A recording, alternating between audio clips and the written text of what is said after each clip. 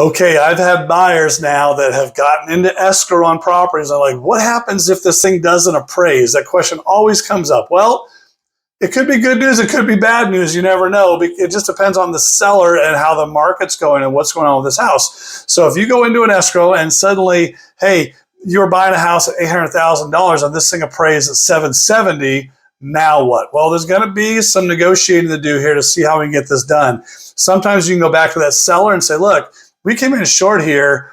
You got to come in with a difference. So you got to drop that price to $770,000 for us. And the seller might tell you to pound sand at that point. I've had situations where the seller's like, yeah, we're not dropping the price. We've got 4 offers on this house. We took your offer because you're the ones that get it done. I don't know what to tell you here. The other thing is maybe they'll split the difference there, right? And you can have them split the difference. Maybe they'll say pound sand again.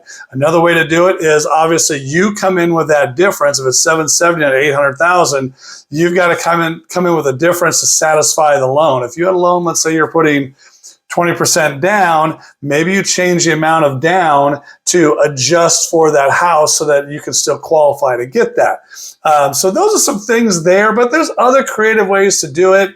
But those are the main 3. Is obviously our main 4 is really the seller drops their price, you guys meet somewhere in the middle or wherever you want to meet. The other one is you come in with that entire different amount, or another one is you can restructure your loan and come in with something different to go ahead and still get that home.